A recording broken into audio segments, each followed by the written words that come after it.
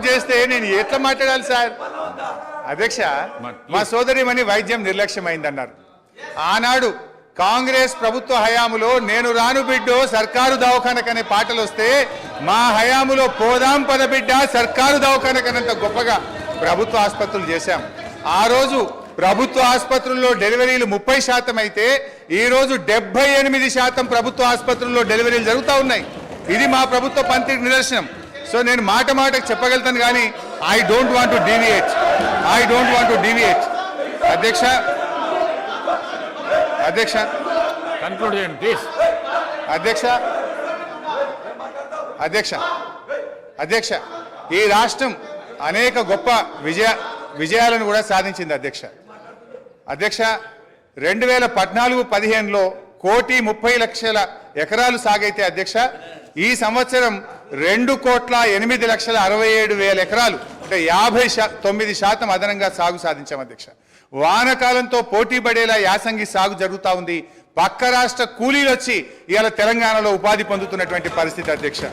అధ్యక్ష గత సంవత్సరం వరి ఉత్పత్తి 2,58,16,487 మెట్రిక్ టన్నులకు పెరిగింది. అధ్యక్ష పౌర సరఫరాల సంస్థ ద్వారా 2014-15లో 24 లక్షల మెట్రిక్ టన్నుల ధాన్యం సేకరిస్తే 2020-21లో 1,41,00,000 మెట్రిక్ టన్నుల ధాన్యం సేకరించాం. అధ్యక్ష 2014-15లో 3,392 కోట్ల విలువైన ధాన్యం మాత్రమే కొనుగోలు చేస్తే ఇప్పుడు అదే సంస్థ గత సంవత్సరం 27,037 కోట్ల విలువైనటువంటి ధాన్యాన్ని కొన్నది. అధ్యక్ష అంటే 483% వడ్ల కొనుగోలులో వృద్ధి సాధించిన. అధ్యక్ష 9 ఏళ్లలో రైతుల నుంచి 1,34,768 కోట్ల విలువైన ధాన్యాన్ని కొనుగోలు చేసిన. అధ్యక్ష ఇది నిజం కాదా?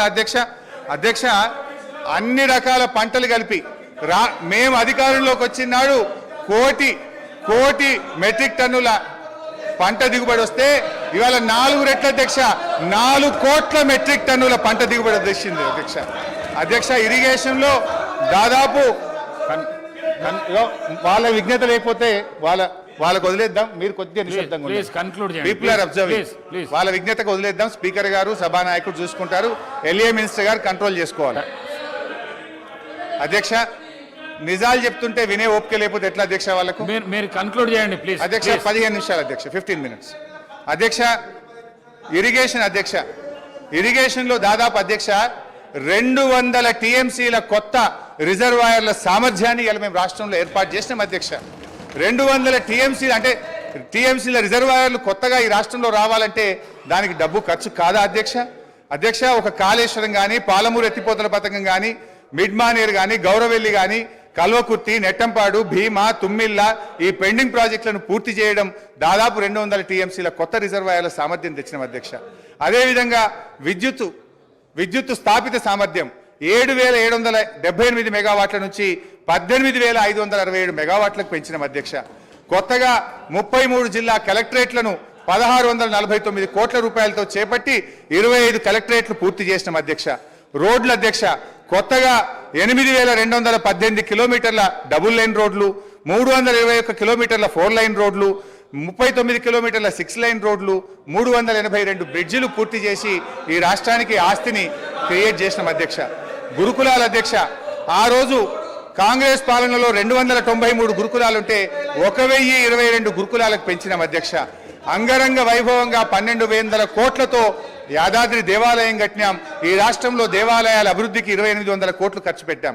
ఐటీ ఉత్పత్తులు 57,000 కోట్ల నుంచి 2,41,000 కోట్లకు 4 రెట్లు పెంచినాం. అధ్యక్ష ఐటీ ఉద్యోగాలు 3,23,000 నుంచి 9 లక్షలకు దాదాపు 3 రెట్లు ఐటీ ఉద్యోగాలు పెంచాం. అధ్యక్ష మెడికల్ హెల్త్ డిపార్ట్మెంట్లో నీతి ఆయోగ్ ఆ రోజు 11వ ర్యాంక్ ఇస్తే ఇవాళ 3వ ర్యాంక్ వచ్చింది. అధ్యక్ష మాతృ మరణాలు 92 నుంచి 43కు తగ్గించాం. శిశు మరణాలు 39 నుంచి 21కి తగ్గించాం. ఐసీయూలు 5 నుంచి 80కి పెంచాం. డయాలసిస్ సెంటర్లు 3 నుంచి 82కి పెంచాం. 500 బస్తీ దవాఖానాలు పెట్టాం. ఇలా బ్రహ్మాండంగా వరంగల్ హెల్త్ సిటీ టిమ్స్ ఆసుపత్రులు కట్టాం. మిషన్ భగీరథ ప్రతి ఇంటికి స్వచ్ఛమైన శుద్ధి చేసిన త్రాగునీరు అందించి ఫ్లోరైడ్ రహితంగా ఈ రాష్ట్రాన్ని మార్చాం. వర్షాకాలంలో అంటు రోగాలు లేకుండా ప్రజల జీవన ప్రమాణాలు పెంచాం. మిషన్ కాకతీయ ద్వారా చెరువులు బాగా చేసి ఇవాళ నీటి సామర్థ్యాన్ని పెంచాం, ఆయకట్టును పెంచాం. చేయండి. పురాతనమైనది నిజాం నవాబ్ కాలం నాటిది. అక్కడ హాస్పిటల్ కట్టిండ్రు అధ్యక్ష. అదే హాస్పిటల్ ఊరవతల కట్టుంటే పేషెంట్లకు కూడా మంచిగా ఉంటుంది అధ్యక్ష. పురాతనమైన జైలు కూడా అక్కడ ఉండేది అధ్యక్ష. అక్కడ ఎంజిఎం ఉంది, ఎంజిఎంలో సరిగా స్టాఫ్ లేరు అధ్యక్ష. దాన్ని డెవలప్మెంట్ చేయకుండా కొత్త బిల్డింగ్ ఎందుకు కట్టారు, ఆ ప్లేస్లో ఎందుకు కట్టారంటే వీళ్ళకు పర్సంటేజ్ల కోసం కట్టారు అధ్యక్ష. ఈరోజు సెక్రటేరియట్ పాత భవనాన్ని కూలగొట్టారు అధ్యక్ష. అంత పెద్ద భవనాన్ని, అన్ని కోట్ల విలువైన భవనాన్ని కూలగొట్టాల్సిన అవసరం ఏముంది అధ్యక్ష? దాన్ని ఇంకొక గాంధీ హాస్పిటల్లో, ఇంకొక నిమ్స్ హాస్పిటల్లో చేసి పేదవాళ్లకు హాస్పిటల్ని కేటాయించి ఈ సెక్రటేరియట్ బిల్డింగ్ ఇంకా ఎక్కడైనా కట్టుంటే అదే ఆస్తి కూడగట్టినట్టు అవుతుంది. ఉన్న ఆస్తులను ధ్వంసం చేసి కొత్త ఆస్తులు కట్టుకున్నది ఎవరి కోసం? మీకోసం కట్టుకున్నారు, మీ పర్సంటేజ్ల కోసం కట్టుకున్నారు. ఈరోజు డబుల్ బెడ్రూమ్ ఇల్లు ఎక్కడా కూడా నిరుపేదలకు కట్టలేదు అధ్యక్ష. 100 సార్లు నేను సీఎం గారిని, గత సీఎం గారిని అడిగాను అధ్యక్ష. స్థలాలున్న వాళ్ళకి ఒక 3 లక్షలు 4 లక్షలు ఇవ్వండి, వాళ్ళు ఒక్క షెడ్ అన్న వేసుకుంటారు అంటే మేకెక్కడ ఉండాలి, కోడెక్కడ ఉండాలి, అల్లుడెక్కడ ఉండాలి, బిడ్డ ఎక్కడ ఉండాలి, డబుల్ బెడ్రూమ్ ఇల్లు కట్టిస్తా అని కనీసం ఒక 100 బెడ్రూమ్ హౌజులు కూడా ఒక్కొక్క నియోజకవర్గానికి ఇవ్వలేదు అధ్యక్ష. ఆ ఇచ్చిన బెడ్రూమ్ ఇల్లు కూడా ఈరోజు ఎలక్షన్ల ముందు వాళ్ళ కార్యకర్తలకు మాత్రమే ఇచ్చుకున్నారు అధ్యక్ష. నిరుపేదలకు ఎవరికి ఇవ్వలేదు అధ్యక్ష. ఈరోజు బోర్బండ పోదాం అధ్యక్ష, ఇక్కడి నుంచి బోర్బండకి వెళ్దాము. అక్కడ వాళ్ళు టైల్స్ వేసుకొని వాళ్ళు షెల్ఫ్లు కట్టుకొని 10-10 వేలకు కిరాయిలకు ఇచ్చుకుంటున్నారు అధ్యక్ష డబుల్ బెడ్రూమ్ ఇల్లు. వీళ్ళు చేసిన పనులన్నీ కూడా దుర్వినియోగం చేశారు అధ్యక్ష. అప్పులు తెచ్చి నిరుపేదలకు ఉపయోగపడి పని ఒక్కటి కూడా చేయలేదు అధ్యక్ష. స్కూళ్ళు డెవలప్ చేయలేదు, ఉన్న హాస్పిటల్ డెవలప్ చేయలేదు, హాస్పిటళ్లలో స్టాఫ్ను రిక్రూట్ చేయలేదు, విద్యా వైద్యాన్ని పూర్తిగా నిర్లక్ష్యం చేసిన ప్రభుత్వం ఏదైనా ఉందంటే తెలంగాణ ప్రభుత్వం అధ్యక్ష. మనం తెలంగాణ తెచ్చుకున్నది నీళ్లు, నిధులు, నియామకాలు. ఈరోజు నీళ్లు కృష్ణా జలాలను ఆంధ్రాకు అమ్ముకుంటున్నారు అధ్యక్ష. ఒక్కటి నేను అడుగుతా అధ్యక్ష, పక్క రాష్ట్రాలు అన్నప్పుడు ఫ్రెండ్షిప్గా ఉండాలి అధ్యక్ష. సీఎం కేసీఆర్ కుటుంబం అయ్యో జగన్మోహన్ రెడ్డి ఇంట్లో భోజనం చేస్తారు అధ్యక్ష. జగన్మోహన్ రెడ్డి కుటుంబం వచ్చో సీఎం కేసీఆర్ ఇంట్లో భోజనం చేస్తారు అధ్యక్ష. వాళ్ళ వెనకాలనేమో కేటీఆర్ గారు వెళ్తారు అధ్యక్ష. మామూలుగా ఇద్దరు సీఎంలు కూర్చున్నప్పుడు తప్పకుండా వాళ్ళ చీఫ్ సెక్రటరీ, వీళ్ళ చీఫ్ సెక్రటరీ ఉండాలి.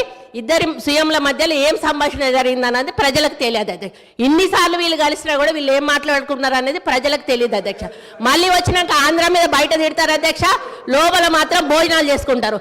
కేటీఆర్ గారు ఏం మాట్లాడుకున్నారంటే వాళ్ళు ఏదో అభివృద్ధి గురించి మాట్లాడుకుంటున్నారు, నాకు సంబంధం లేదని వచ్చి ఈయన ప్రెస్ ముందట చెప్తాడు అధ్యక్ష. ఈరోజు సెంట్రల్లో నీటి వనరుల గురించి మీటింగ్ పెట్టినప్పుడు ఎంతమంది ఇక్కడ నుంచి పోయారు, ఎవరెవరు పోయారు, ఎప్పుడు సీఎం పోయారు, అది ఒకసారి చెప్పమన్నాను అధ్యక్ష. ఈరోజు కేంద్రాన్ని ఎందుకు బద్నాం చేస్తున్నారు అధ్యక్ష? ఈరోజు మోడీ గారితో మీరు సత్సంబంధాలు ఎందుకు పెట్టుకోలేదు? ఈరోజు యాదాద్రి విషయంలో చిన్నజీయర్ స్వామిని ఎంకరేజ్ చేశారు. ఈరోజు ఆయన ఎక్కడో ఒకటి కట్టుకుంటే అక్కడ మోడీని పిలిచిండని ఈరోజు మోడీని పక్కకు పెట్టేసి మోడీతో సంబంధాలు లేకుండా సెంట్రల్ ఫండ్స్ తెచ్చుకోకుండా ఈరోజు కేంద్రం ఇవ్వడం లేదని బదనాం చేయడం తప్ప అధ్యక్ష. ఈరోజు కేంద్రాన్ని దూరం పెట్టింది వీళ్ళు, కేంద్రం ఫండ్స్ ఉపయోగించుకోండి వీళ్ళు. చాలా ఫండ్స్ ఈరోజు రిటర్న్ పోయినాయి అధ్యక్ష, కేంద్ర ప్రభుత్వ నిధులు. దాని వైఫల్యం పూర్తిగా గత ప్రభుత్వం ఉందని నేను చెప్తా ఉన్నాను అధ్యక్ష. దయచేసి ప్రగల్భాలు పలగకండి.